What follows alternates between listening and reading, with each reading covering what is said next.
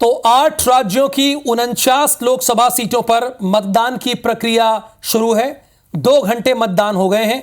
महाराष्ट्र की 13 और पश्चिम बंगाल की 7 लोकसभा सीटों पर मतदान हो रहा है और उत्तर प्रदेश की सबसे ज्यादा 14 लोकसभा सीटों पर मतदान की प्रक्रिया चल रही है। और उत्तर प्रदेश में 4 केंद्रीय मंत्रियों की साख भी दांव पर है, चाहे वो साध्वी निरंजन ज्योति हो, स्मृति ईरानी हो, कौशल किशोर हो या फिर राजनाथ सिंह हो। इन चारों प्रत्याशियों की किस्मत दांव पर है। अच्छा, यहां की 14 लोकसभा सीटों में 4 पर तो मार्जिन देखा जा रहा है कि कितनी मार्जिन से जीत होगी और बाकी की 10 लोकसभा सीट फंसी हुई है, कांटे की टक्कर है। रायबरेली, अमेठी, झांसी, हमीरपुर, बांदा, फतेहपुर और कौशाम्बी लोकसभा सीट, जहां से विनोद सोनकर इस बार चुनाव लड़ रहे हैं बीजेपी की तरफ से और उनको कड़ी चुनौती दे रहे हैं पुष्पेंद्र सरोज, जो कि इंद्रजीत सरोज के सुपुत्र हैं और पुष्पेंद्र महज 25 वर्ष के ही हैं, लेकिन इस बार वो लोकसभा का चुनाव लड़ रहे हैं और बहुत ही मैच्योरिटी के साथ लड़ रहे हैं। इंद्रवीर इस वक्त हमारे साथ हैं, उन्होंने इसके पहले भी आपको अपडेट दिया था। इंद्रवीर, जहां पर आप मौजूद हैं, दिनेश प्रताप सिंह तो वहां वोटिंग कर चुके हैं। अभी वोटिंग हुए 2 घंटे का वक्त हो गया है और रायबरेली में क्या माहौल देखने को मिल रहा है? इन 2 घंटों में आपने क्या देखा, वो आप हमारे दर्शकों को बताइए, जो भी जानकारी आपके पास है।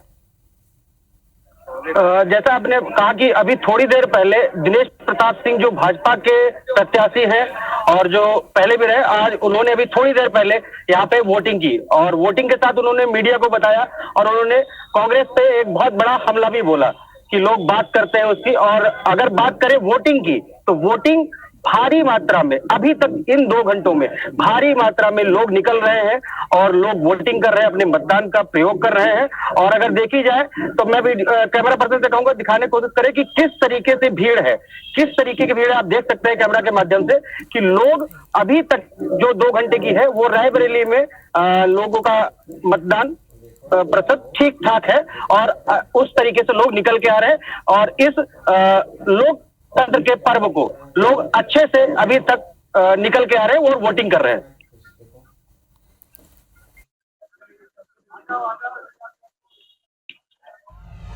रायबरेली की पूरी जानकारी हमें इंद्रवीर दे रहे हैं। हमारे और भी संवाददाता हैं, उनसे जुड़ेंगे, चूंकि रायबरेली और अमेठी की लड़ाई की चर्चा पूरे देश में है।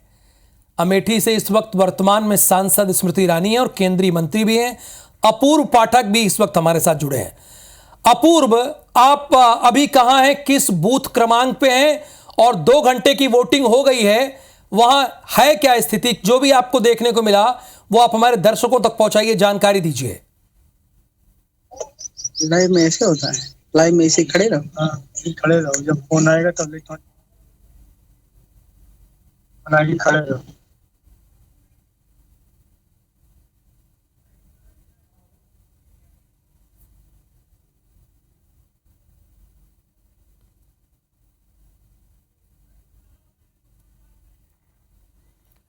चलिए, फिलहाल अपूर्व, आपकी आवाज हम तक नहीं पहुंच रही है, लेकिन वर्णित हमारे साथ जुड़े हैं, हमारे ब्यूरो चीफ हैं। वर्णित, अभी आपने दिनेश प्रताप से भी एक्सक्लूसिव बातचीत की, तमाम चैनल थे लेकिन उन्होंने IBC 24 को तवज्जो दिया, पहले उनसे बातचीत की। उन्होंने एक बात कहा कि सबकी बात तो करते हैं लेकिन फिरोज की बात नहीं करते हैं। तो वहां किन मुद्दों के आधार पर इस बार का लोकसभा चुनाव हो रहा है? चूंकि बड़ा दिलचस्प है रायबरेली का चुनाव, वो जरा बताइए। आपने जो अभी देखा है, जो भी आपने रिपोर्ट किया, बताइए आप हमारे दर्शकों को।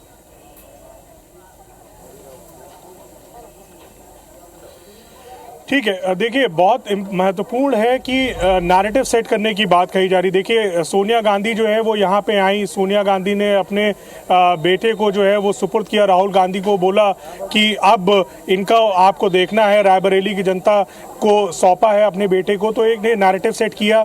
वहीं दिनेश प्रताप सिंह जो है वो लगातार आरोप लगा रहे हैं कि 2019 में वो चुनाव के दौरान दिखी थी, फिर 2024 में अब वो अपने बेटे को क्योंकि इस्टेब्लिश करना चाहती हैं, इसलिए वो एक बार फिर से रायबरेली आई। हम तो यहीं के, हम तो यहाँ पे जनता के बीच हमेशा रहते हैं। इस वक्त मैं SJS पब्लिक स्कूल के बाहर मौजूद हूँ। यहाँ पे भी लगातार जो लोग हैं वो आ रहे हैं, मतदान करने आ रहे हैं। यहाँ पे कुछ लोग जो है मतदाता जो है वो यहाँ पे पहुंचे, इन्हीं से बात करते हैं और पूछते हैं कि रायबरेली की जनता किन मुद्दों पे जो है वोट कर रही है। मैडम अपना नाम बताइएगा। मेरा नाम स्मिता श्रीवास्तव। आपने वोट कर लिया? जी कर लिया। दिखाएंगे एक बार हमारे व्यूअर्स को दिखाएंगे आपने वोट किया? जी। मुझे ये बताइए कि रायबरेली की जनता किन मुद्दों के ऊपर वोट कर रही है? फिर एक बार मोदी सरकार। अच्छा, तो मुझे ये बताइए कि जिस तरीके से पिछली बार जो है सोनिया जी यहाँ पे थी, सोनिया जी यहाँ की सांसद रही हैं, सिटिंग सांसद भी हैं, इस बार क्या लग रहा है कि कुछ जो कांग्रेस है या फिर कोई और जो गठबंधन है उसका क्या इम्पैक्ट दिख रहा है? कहीं कुछ आपको लग रहा है? नहीं लग रहा है, इसलिए ना कि फिर 5 साल वो नहीं आने वाले हैं। अच्छा, 5 साल बाद फिर आएंगे, फिर बताएंगे बेटा है घर का वो है, तो इसलिए जो आप लोकल है उसी को चुनिए ना, लोकल फॉर वोकल। लेकिन कई जगहों पे भारतीय जनता पार्टी भी लोकल कैंडिडेट नहीं उतार रही, ये भी एक मुद्दा है। हाँ जी, आप बताइए क्या नाम है आपका? इंद्र प्रकाश श्रीवास्तव। बताइए क्या मुद्दे हैं जिनके ऊपर वोट हो रहा है? विकास का मुद्दा है। रायबरेली में विकास के लिए मोदी सरकार ने बहुत काम किया है। हाँ। और यहाँ पे जितनी परियोजना चल रही, जितनी योजनाएं चल रही हैं, सब मोदी सरकार की चल रही। हाँ। कांग्रेस का यहाँ पे कुछ नहीं है, 5 साल में एक बार आते हैं। अच्छा। और टाटा बाय बाय करके चले जाते हैं। अच्छा, इसलिए 5 ये साल में कोई नहीं। ठीक है। अभी आप बताइए मैडम, एक मिनट, आपने वोट किया? जी ठीक है, वोट किया हुआ है। मुझे ये बताइए कि क्या मुद्दे हैं जिनके ऊपर आप जो है इस बार वोट कर रहे हैं? मुद्दे तो यही है, बेरोजगारी है, सबसे बड़ा मुद्दा है, यूथ है, जो भी पेपर दे रहे हैं, पेपर लीक हो रहा है, तो यही सब मुद्दे हैं और इन्हीं सब मुद्दों पे देना चाहते हैं।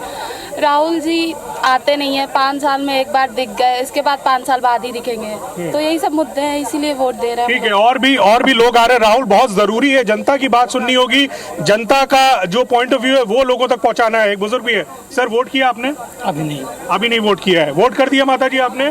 क्या मुद्दे हैं जिनके ऊपर वोट कर रहे हैं? अरे भैया हम ना बता पाएंगे। अच्छा, नहीं बता पाएंगे। वोट किया आपने? जी किया। यंग वोटर हमारे साथ, नौजवान, क्या मुद्दे हैं जिनके ऊपर वोट कर रहे हैं? रायबरेली में विकास यही सबसे बड़ा मुद्दा है। रायबरेली में विकास बड़ा मुद्दा है। आपने वोट किया? जी कर दिया मैंने। दिखाइए पहले। देखिए, हमारे यंग वोटर्स हैं जो कि वोट कर रहे हैं। पहला वोट था ये? मेरा दूसरा वोट था। दूसरा वोट था। कैसा एक्सपीरियंस है यहाँ पे, क्या व्यवस्था है, कैसे देख रहे हैं? सब अच्छा है। अच्छा, क्या मुद्दे हैं जिनके ऊपर वोट कर रहे हैं आप लोग? डेवलपमेंट होना चाहिए रायबरेली का। रायबरेली अपना बहुत पीछे, मतलब थोड़ा पिछड़ा माना जाता है, तो उस मुद्दे पे मैंने वोट दिया है। अच्छा, मतलब अभी डेवलपमेंट नहीं है उस तरीके से। आपने मेरा फोटो क्यों नहीं खींचा? जी, उंगली वाला क्षमा करिएगा। क्षमा करिएगा। दिखाइए आपने, इन्होंने भी वोट किया। खींच रहे हैं, क्या मुद्दे हैं, किन पे वोट कर रहे हैं? हम किसी को भी करें। नहीं, मुद्दे क्या है? मुद्दे बेरोजगारी बहुत बढ़ गई है। अच्छा, हाँ, बेरोजगारी बढ़ गई है। बेरोजगारी बढ़ गई है। महंगाई बहुत अधिक है, चरम सीमा पे है। घर का चूल्हा चौका वो भी मुश्किल है। हम बता दे साहब। तो इस बार इन्हीं सब मुद्दों को ध्यान में रख के वोट किया गया। यस। अच्छा, ठीक है, बहुत बहुत शुक्रिया। आपने वोट किया? जी, महंगाई बेरोजगारी बड़ा मुद्दा। क्या मुद्दे? भैया हमारी बोकड़ी ने गायब कर लिया, दे नहीं रही सालों ने, बांध ली चोरा के, बोकड़ी दे नहीं रही। अच्छा, मुद्दे तो बता दो। मुद्दा यही है कि भैया महंगाई बहुत है। राहुल, महंगाई बहुत है, गरीब आदमी, अच्छा वर्णित, महंगाई से परेशान। आपकी रिपोर्ट बड़ी दिलचस्प थी। जिन लोगों से आपने बात किया, ये देखिए बहुत आसान फाइट नहीं है रायबरेली। अगर आप ये मानकर बैठे हो कि बहुत आसान फाइट है, तो वर्णित ने अभी जो बूथ से लोग निकल रहे थे, जरा उन्होंने जो मुद्दे कहे वो सुना आपने? कुछ लोग कह रहे हैं लोकल फॉर वोकल, कुछ लोग कह रहे हैं कि 5 साल में एक बार आते हैं, टाटा बाय बाय करके चले जाते हैं। जनता बड़ी समझदार हो गई है। अपूर्व, आप किस बूथ पर हैं? और आपने भी बहुत सारे लोगों से बात किया होगा, चूंकि 2 घंटे हो गए वोटिंग को। वहां इस बार की जनता किस मुद्दे को आधार पर वोट कर रही? किसी से पार्टी मत पूछिएगा, क्योंकि आप भी बहुत समझदार रिपोर्टर हैं। फिर भी क्या निकलकर सामने आया, किस मुद्दों पर वोटिंग हो रही है?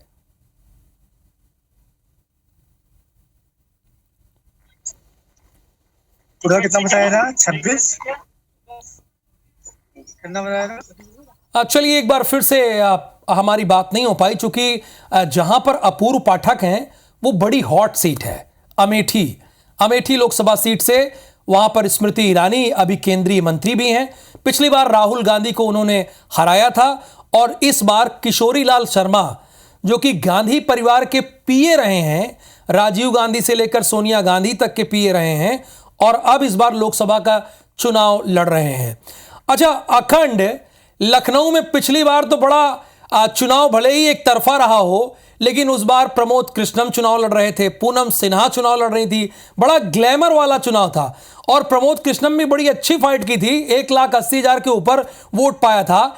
इस बार क्या है, वहां मार्जिन को लेकर हो रहा है कि कितने मार्जिन से जीतेंगे, या इस बार थोड़ी कांटे की टक्कर दिखाई दे रही है? आपको नजर क्या है, समझ में क्या आया? देखिए राहुल, आपको बता दें कि 1991 से लेकर के 2024 तक फिलहाल बीजेपी की यहाँ पर सीट जो है वो यहाँ पे जनता बीजेपी के उम्मीदवार को जिता के भेजती है। 2014 में भी 2019 में भी राजनाथ सिंह को यहाँ की जनता ने जिता करके सदन भेजा था।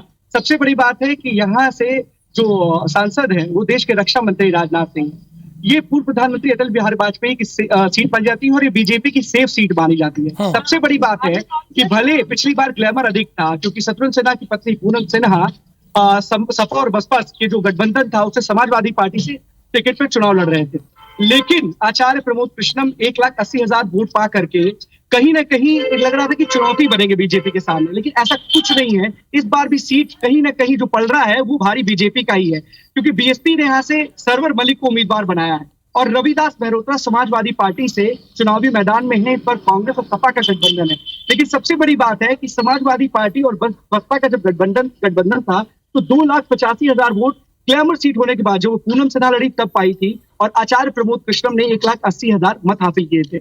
अगर आप देखें तो वोट का जो अंतर था वो भी करीब करीब अधिक था, 56% के करीब, 55 से 56 करीब वोटिंग हुई थी, तो जीत का मार्जिन है वो करीब 30% था। तो मुझे लगता है कि इस सीट पे कहीं ना कहीं बीजेपी के लिए कोई चुनौती नहीं है, बीजेपी इस सीट को आसानी से जीत सकती है।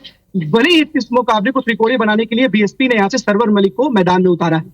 जी, बहुत शुक्रिया इस पूरी जानकारी के लिए। इसीलिए शुरुआत में मैंने पूछा कि क्या वहां मार्जिन की बात हो रही है। वर्णित, आपका भी शुक्रिया, रायबरेली से आपने इन्फॉर्मेशन दी। अपूर्व, आपका भी शुक्रिया और इंद्रवीर, आपका बहुत बहुत धन्यवाद इस पूरी इन्फॉर्मेशन के लिए।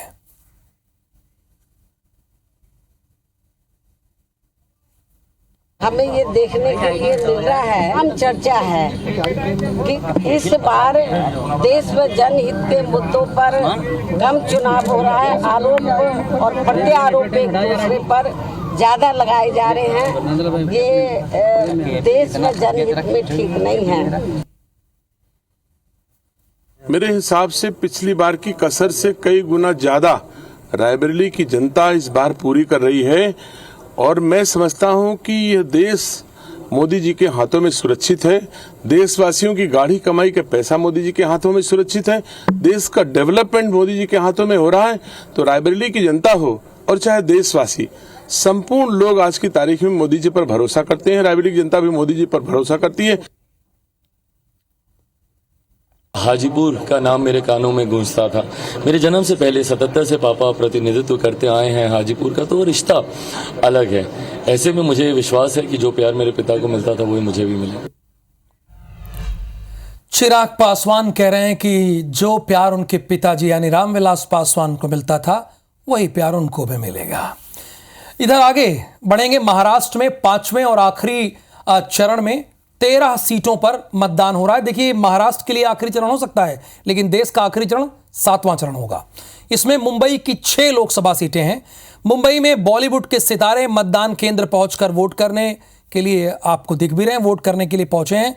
अक्षय कुमार हैं, ये फिल्मों में सुपरस्टार कहे जाते हैं, ये भी लाइन में लगे हुए अपनी वोटिंग का इंतजार कर रहे हैं। बिल्कुल फरहान अख्तर हैं, फिल्म अभिनेता हैं, निर्देशक भी हैं। वो अपने सब परिवार, पूरे परिवार के साथ यहाँ पर वोटिंग की प्रक्रिया में हिस्सा लेने के लिए पहुंचे हुए हैं। फरहान अख्तर हो, अक्षय कुमार हो या कोई भी सेलिब्रिटी हो, आप, ये देश का चुनाव है, इसमें आप सभी को बढ़ चढ़कर हिस्सा तो लेना चाहिए।